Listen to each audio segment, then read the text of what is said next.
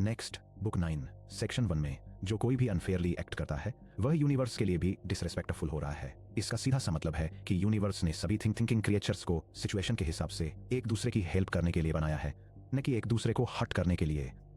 जब आप इस रूल के अगेंस्ट जाते हैं तो आप वर्ल्ड के नेचुरल ऑर्डर को डिसोबे कर रहे होते हैं। साथ ही नेचर सभी ट्रुथ का फाउंडेशन है। अगर आप जानबूझकर झूठ बोलते हैं तो आप अनफेयरली एक्ट कर रहे हैं और नेचर के अगेंस्ट जा रहे हैं। भले ही आप एक्सीडेंटली झूठ बोलें, फिर भी आप नेचुरल वर्ल्ड के साथ आउट ऑफ स्टेप हैं, क्योंकि आप डिसहार्मनी क्रिएट कर रहे हैं। ये अपनी ही नेचर के अगेंस्ट वॉर लड़ने जैसा है।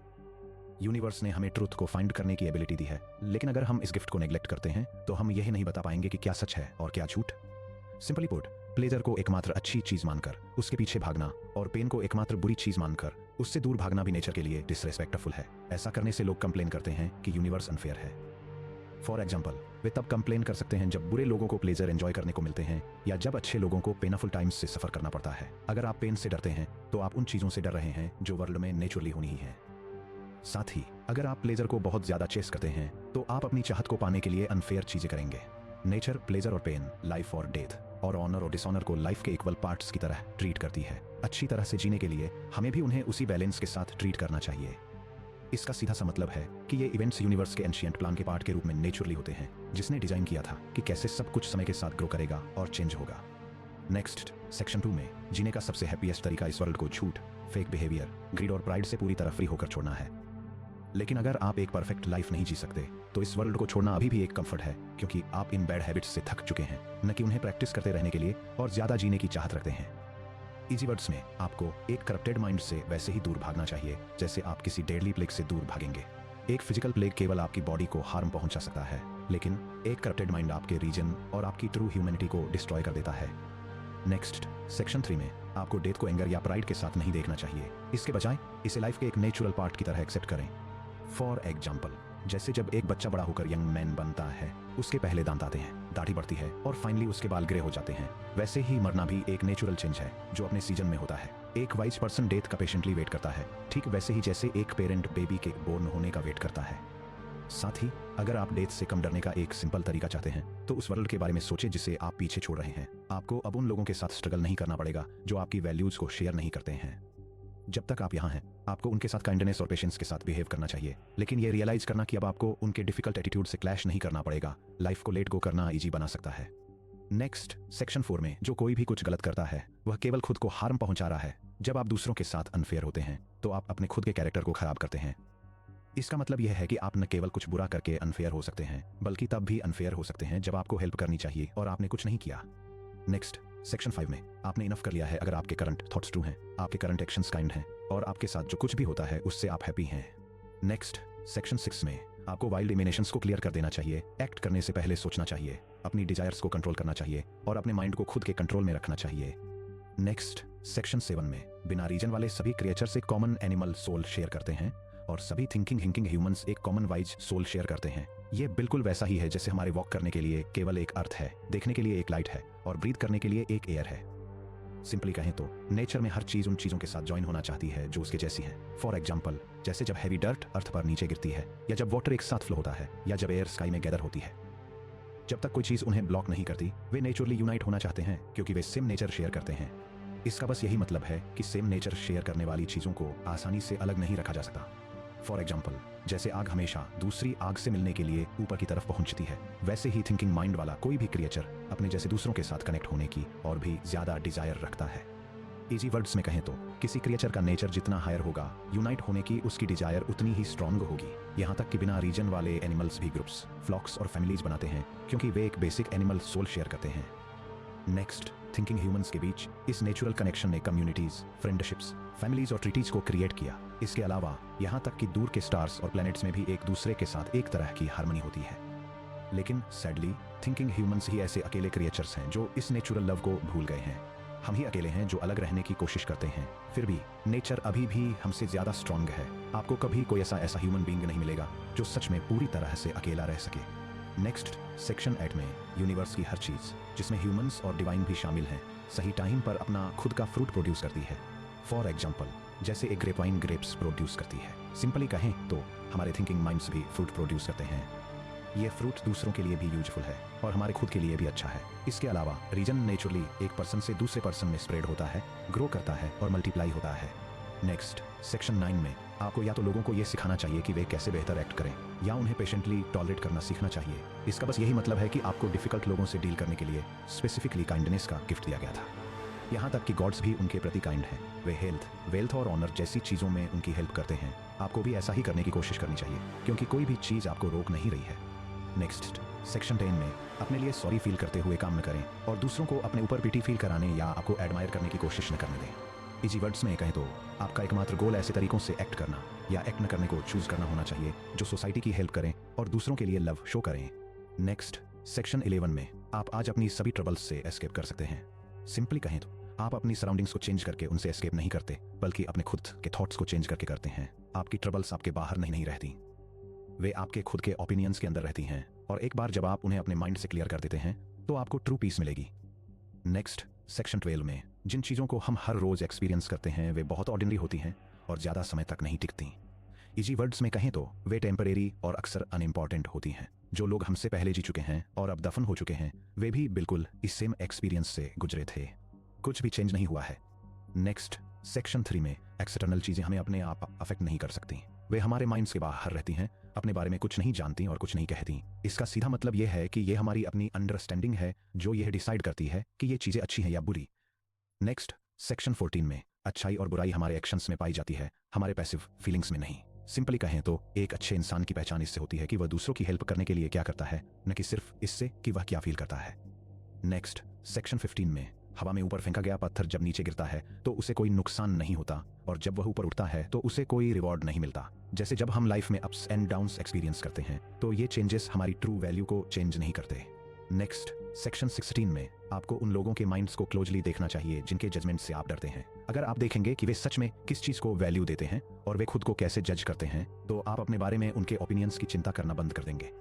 नेक्स्ट सेक्शन 17 में वर्ल्ड में सब कुछ हमेशा चेंज हो रहा है, साथ ही आप भी हर रोज कॉन्स्टेंटली चेंज हो रहे हैं और ओल्डर हो रहे हैं। इसका सीधा मतलब यह है कि चेंज पूरे यूनिवर्स का एक नेचुरल पार्ट है। नेक्स्ट सेक्शन 18 में अगर कोई दूसरा कुछ गलत करता है तो वह उनकी मिस्टेक है, आपकी नहीं। इजी वर्ड्स में कहें तो आपको उनके बैड बिहेवियर को अपने पीस ऑफ माइंड को ट्रबल करने नहीं देना चाहिए। नेक्स्ट सेक्शन 19 में हर एक्शन, प्लान और ओपिनियन का इवेंचुअली एक एंड होता है। ये कोई बुरी बात नहीं है। फॉर एग्जाम्पल जैसे जब एक बच्चा टीनेजर बनता है और फिर एक एडल्ट बनता है तो लाइफ के हर स्टेज को एंड होना पड़ता है ताकि नेक्स्ट स्टेज शुरू हो सके। ये एक तरह का नेचुरल एंडिंग है लेकिन इससे हमें कोई दुख नहीं होता। यही सेम चीज आपके चाइल्डहुड के दौरान हुई थी जब आप अपने ग्रैंडफादर, अपनी मदर और अपने फादर की केयर में रहते थे। चूंकि आप बिना किसी सफरिंग के अपनी लाइफ में इतने सारे चेंजेस को सर्वाइव कर चुके हैं इसलिए आपको अपनी लाइफ के फाइनल एंड से नहीं डरना चाहिए जो कि बस एक और नेचुरल चेंज है। नेक्स्ट सेक्शन 20 में जब आप किसी चैलेंज को फेस करते हैं तो आपको क्विकली 3 चीज़ों को एग्जामिन करना चाहिए। फर्स्ट, अपने खुद के माइंड को देखें ताकि आप श्योर कर सकें कि आप फेयरली एक्ट कर रहे हैं। सेकंड, यूनिवर्स के माइंड को देखें ताकि आपको याद रहे आप एक लार्जर फैमिली का एक छोटा सा पार्ट हैं। थर्ड, उस पर्सन के माइंड को देखें जिसने आपके साथ गलत किया है। इसका सीधा मतलब यह है कि आपको कंसीडर करना चाहिए कि क्या उन्होंने इग्नोरेंस में एक्ट किया था या वे बेहतर जानते थे, ये याद रखते हुए कि वे अभी भी आपके ह्यूमन रिलेटिव हैं।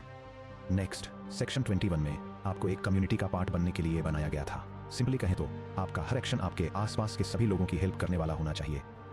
अगर आप कुछ ऐसा करते हैं जो कॉमन गुड को सपोर्ट नहीं करता है तो ये वैसा ही है जैसे कोई पर्सन खुद को अपनी ही फैमिली से सेपरेट कर लेता है जिससे डिवीजन और ट्रबल पैदा होती है। इसका बस यही मतलब है कि खुद को कम्युनिटी से सेपरेट करना एक सिंगल बॉडी को अलग करने जैसा है। नेक्स्ट सेक्शन 22 में ह्यूमन लाइफ बहुत फ्रेजाइल और टेम्परेरी है। इजी वर्ड्स में कहें तो हमारे आर्ग्यूमेंट्स और वरीज खिलौनों के लिए लड़ने वाले बच्चों की तरह हैं और हमारी बॉडीज बस एक टेम्परेरी शेल हैं जो एक सोल को कैरी कर रही हैं। नेक्स्ट सेक्शन 23 में आपको चीज़ों के होने के पीछे के कोर रीजन को देखना चाहिए। सिंपली कहें तो किसी चीज़ के फॉर्म को उसके फिजिकल मटेरियल से सेपरेट करें और फिर सोचें कि इसे कितने समय तक लास्ट करना है। नेक्स्ट सेक्शन 24 में आपने खुद को इतनी अनहैप्पीनेस दी है सिंपली इसलिए क्योंकि आपने अपने माइंड को उसका नेचुरल जॉब नहीं करने दिया। साथ ही आप भूल गए कि ट्रू हैप्पीनेस आपके रीजन को आपको गाइड करने देने से आती है। नेक्स्ट सेक्शन 25 में जब लोग आपको ब्लेम या हिट करते हैं तो उनके माइंड्स में डीप देखने की कोशिश करें कि वे रियली कौन है। इसका बस यही मतलब है कि आपको रियलाइज होगा कि उनके ओपिनियंस मैटर नहीं करते, इसलिए आपको वरी करने की जरूरत नहीं है। फॉर एग्जाम्पल जैसे गॉड्स हर किसी की हेल्प करते हैं, उन लोगों की भी जो मिस्टेक्स करते हैं आपको फिर भी उनसे लव करना चाहिए क्योंकि वे आपकी ह्यूमन फैमिली है। नेक्स्ट सेक्शन 26 में वर्ल्ड के इवेंट्स टाइम के साथ बार बार खुद को रिपीट करते हैं। इजी वर्ड्स में कहें तो या तो यूनिवर्स हर उस चीज को प्लान करता है जो होती है या फिर सब कुछ चांस से होता है। दोनों ही केसेज में आपको पीस में रहना चाहिए। अगर कोई ग्रैंड डिजाइन है तो उस पर ट्रस्ट करें। अगर यह सिर्फ चांस है तो भी आप अपनी चॉइसेज और एक्शंस को कंट्रोल कर सकते हैं। नेक्स्ट, सेक्शन 27 में अर्थ इवेंचुअली हम सभी को कवर कर लेगी और फिर अर्थ खुद भी टाइम के साथ चेंज हो जाएगी। साथ ही यूनिवर्स में सब कुछ एक फास्ट रिवर की तरह फ्लो करता है जो सब कुछ वहां ले जाता है। जब आप रियलाइज करेंगे कि चीजें कितनी क्विकली चेंज होती हैं तो आप देखेंगे कि वर्ल्डली चीजें वरी करने के लायक नहीं है। नेक्स्ट, सेक्शन 28 में उन प्राउड पॉलिटिशियंस की तरह एक्ट न करें जो वाइज होने का प्रिटेंड करते हैं लेकिन वैनिटी से भरे होते हैं। सिंपली कहें तो आज वही करें जो राइट है बिना इसकी वरी किए कि कोई नोटिस कर रहा है या नहीं। अच्छा काम शुरू करने के लिए किसी परफेक्ट वर्ल्ड का वेट न करें। एक छोटा सा स्टेप फॉरवर्ड भी एक ग्रेट सक्सेस है। साथ ही याद रखें कि रियल चेंज तब स्टार्ट होता है जब लोग अपने माइंड्स को चेंज करते हैं, न कि सिर्फ अपने आउटवर्ड एक्शंस को। ट्रू विजडम सिंपल और हम्बल होती है, शोई नहीं। इसका सिर्फ ये मतलब है कि शो ऑफ करना एक वीक माइंड की निशानी है। फॉर एग्जाम्पल, जैसे जब अलेक्जेंडर द ग्रेट या फिलिप जैसे फेमस रूलर्स फाइट करते थे और स्वैगर करते थे, हमें उन्हें कॉपी करने की जरूरत नहीं है। ट्रू विजडम सिंपल और हम्बल होती है। साथ ही प्राउड या शोई होने की कोशिश न करें।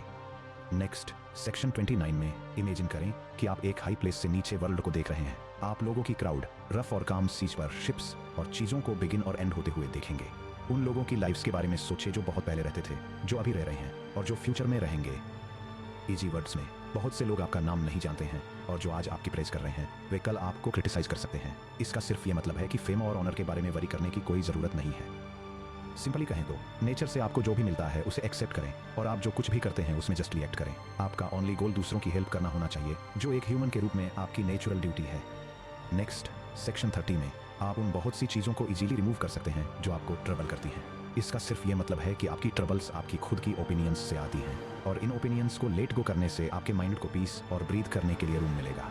नेक्स्ट, सेक्शन 31 में पूरे यूनिवर्स को पिक्चर करने की कोशिश करें और देखें कि सब कुछ कितनी क्विकली चेंज होता है। जैसे जब कोई फ्लावर ब्लूम करता है और क्विकली फेड हो जाता है, सभी फिजिकल चीजें डिसअपियर हो जाती हैं। इजी वर्ड्स में, चाहे कोई पर्सन 100 ईयर्स ओल्ड होने तक जिए या यंग एज में डाई करे, वे दोनों सेम नेचुरल एंड को फेस करते हैं। नेक्स्ट, सेक्शन 32 में क्लोजली देखें कि दूसरे लोग किस चीज को वैल्यू, लव और हेट करते हैं। अगर आप उनके माइंड्स के इनसाइड देख पाते तो आप रियलाइज करते कि वे कितने मिस्टेकन हैं। फॉर एग्जाम्पल, जैसे जब लोग सोचते हैं कि उनकी गॉसिप आपको हर्ट कर सकती है या उनकी प्रेज आपको बेटर बना सकती है, वे बस अपनी खुद की ओपिनियंस में ट्रैप्ड हैं। नेक्स्ट, सेक्शन 33 में चीजों को लूज करना या उन्हें ब्रेक डाउन होते देखना सिंपली चेंज है। साथ ही चेंज वही है जो यूनिवर्स को सबसे बेस्ट लगता है और यह सब कुछ स्मूथली रनिंग रखता है। सिंपली कहें तो वर्ल्ड ने हमेशा इसी तरह वर्क किया है। यह न सोचे कि वर्ल्ड में सब कुछ ब्रोकन है या नेचर ने हमें फेल कर दिया है। नेक्स्ट, सेक्शन 34 में हमारे आसपास की सभी फिजिकल चीजें बहुत ही बेसिक मटेरियल्स से बनी हैं। इजी वर्ड्स में, हमारी बॉडीज बस वाटर, डस्ट और बोन्स का मिक्सचर हैं जो आखिर में डिके हो जाएंगी। यहाँ तक कि जिन चीजों को हम बहुत वैल्यू देते हैं जैसे मार्बल, वे भी बस अर्थ के टुकड़े हैं। गोल्ड और सिल्वर बस ग्राउंड की डट हैं।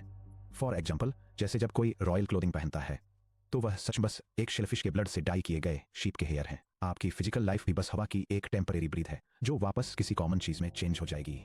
नेक्स्ट, सेक्शन 35 में आपको कंप्लेन करना और वरी करना बंद कर देना चाहिए। इसका बस ये मतलब है कि आपके साथ कुछ भी नया नहीं हो रहा है, इसलिए सरप्राइज होने का कोई रीजन नहीं है। कंप्लेन करने के बजाय सिंपल गुडनेस के साथ डिवाइन पावर्स के प्रति अपनी ड्यूटी पूरी करें।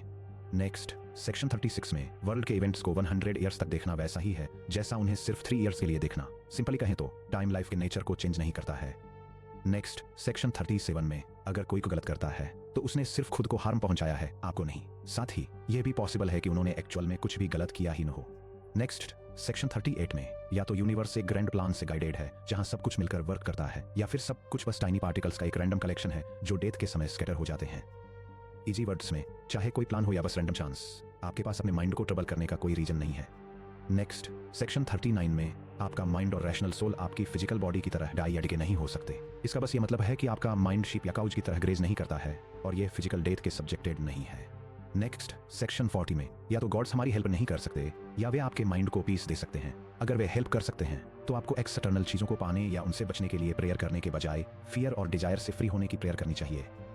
सिंपली कहें तो जिन चीजों को आप कंट्रोल नहीं कर सकते उनके स्लेव की तरह एक्ट करने के बजाय अपने माइंड को फ्री रखने के लिए अपनी फ्रीडम का यूज करना बेटर है। साथ ही गॉड्स आपको उस पावर का यूज करने में सपोर्ट कर सकते हैं जो आपके पास ऑलरेडी है। अगर आप खुद इसे ट्राई करेंगे और प्रेयर करेंगे तो आप इसे क्लियरली देख पाएंगे। इजी वर्ड्स में कहें तो आप चाहते हैं उसे पाने के लिए प्रेयर करने के बजाय, जैसे कि किसी स्पेसिफिक पर्सन के साथ रहने की चाहत, आपको उस डिजायर को ही खत्म करने की प्रेयर करनी चाहिए। साथ ही किसी ऐसे पर्सन से पीछा छुड़ाने के लिए प्रेयर करने के बजाय जो आपको एनॉय करता है, आपको उसे बियर करने का पेशेंस रखने की प्रेयर करनी चाहिए। अपने चाइल्ड को खोने का डर रखने के बजाय उसे खोने के फियर से फ्री होने की प्रेयर करें। सिंपली कहें तो अपनी प्रेयर का फोकस अपने माइंड पर शिफ्ट करें और देखें कि क्या होता है। नेक्स्ट, सेक्शन 41 में सोचिए कि फिलोसोफर एपिक्यूरस ने कैसा बिहेव किया जब वे बीमार थे। इसका मतलब सिर्फ यह है कि उन्होंने अपने विजिटर्स से अपनी इलनेस के बारे में बात नहीं की। इसके बजाय उन्होंने अपने माइंड को ट्रबल से फ्री रखने पर फोकस किया, तब उनकी बॉडी सर कर रही थी। फॉर एग्जाम्पल, जैसे जब कोई पर्सन किसी फिजिकल इंजरी को अपना मूड खराब नहीं करने देता, एपिक्यूरस ने इस बात की चिंता नहीं की कि डॉक्टर्स उन्हें क्योर करेंगे या नहीं। जो कुछ भी हुआ वे उससे कंटेंट थे। साथ ही आपको भी ऐसा ही करने की ट्राई करनी चाहिए जब आप बीमार हों या हार्ड टाइम्स फेस कर रहे हों। अपनी विजडम को न छोड़ें और उन लोगों की बातें न सुनें जो इसे नहीं समझते हैं। नेक्स्ट, सेक्शन 42 में याद रखें कि हर जॉब में लोग सिर्फ उसी काम पर फोकस करते हैं जो वे अभी कर रहे हैं और उन टूल्स पर जो वे यूज कर रहे हैं। सिंपली कहें तो आपको भी पूरी तरह से अपनी ड्यूटी पर फोकस करना चाहिए। नेक्स्ट, सेक्शन 43 में जब कोई रूडली बिहेव करता है तो खुद से पूछे कि क्या बिना रूड लोगों के इस वर्ल्ड में रहना पॉसिबल है। इजी वर्ड्स में कहें तो ये इम्पॉसिबल है, इसलिए ऐसी एक्सपेक्टेशन न रखें। ये पर्सन वर्ल्ड में एग्जिस्ट करने वाले कई रूड लोगों में से सिर्फ एक है। साथ ही नेचर ने आपको रूड लोगों से डील करने के लिए काइंडनेस जैसे टूल्स दिए हैं जो एक एंटीडोट की तरह हैं। फॉर एग्जाम्पल, जैसे जब आप किसी दूसरे के एंगर को बैलेंस करने के लिए काइंडनेस का यूज करते हैं, याद रखें कि उनके बैड एक्शंस आपके माइंड या कैरेक्टर को सच में हर्ट नहीं कर सकते। अगर कोई फुलिशली एक्ट करता है तो ऐसा इसलिए है क्योंकि वे इससे बेहतर नहीं जानते। आपको उनके बिहेवियर से सरप्राइज नहीं होना चाहिए, बल्कि खुद को ब्लेम करना चाहिए कि आपने उनसे डिफरेंटली एक्ट करने की एक्सपेक्टेशन रखी। आसान शब्दों में, जब आप किसी को अनग्रेटफुल या डिसऑनेस्ट होने के लिए ब्लेम करते हैं तो आपको अपने खुद के एक्शंस को देखना चाहिए। इसका सीधा मतलब यह है कि आपने एक डिसऑनेस्ट पर्सन से ऑनेस्ट होने की एक्सपेक्टेशन रखकर खुद मिस्टेक की है। साथ ही जब आप किसी के लिए कुछ अच्छा करते हैं तो आपको किसी रिवॉर्ड की उम्मीद नहीं करनी चाहिए। फॉर एग्जाम्पल, जैसे जब आप किसी फ्रेंड की हेल्प करते हैं और सिर्फ हेल्प करने की वजह से ही हैप्पी फील करते हैं तो वह गुड डीड ही अपने आप में आपका रिवॉर्ड है। सीधे शब्दों में कहें तो किसी दूसरे ह्यूमन बीइंग पर फेवर करना ही काफी है। आप नेचुरल तरीके से इसी काम को करने के लिए बने हैं, तो फिर आपको इसके लिए किसी रिवॉर्ड की क्या जरूरत है। फॉर एग्जाम्पल, जैसे जब आपकी आइज देखती हैं या आपके फीट वॉक करते हैं तो वे किसी प्राइज की डिमांड नहीं करते, वे बस अपना नेचुरल जॉब कर रहे होते हैं। आसान शब्दों में, ह्यूमंस एक दूसरे की हेल्प करने के लिए ही पैदा हुए हैं, चाहे वह किसी मिस्टेक को करेक्ट करना हो या मनी, सेफ्टी या सक्सेस जैसी डेली नीड्स में हेल्प करना हो। जब आप किसी की हेल्प करते हैं तो आप बिल्कुल वही कर रहे होते हैं जिसके लिए आपको क्रिएट किया गया था, और आपको इससे ज्यादा किसी और चीज की जरूरत नहीं है।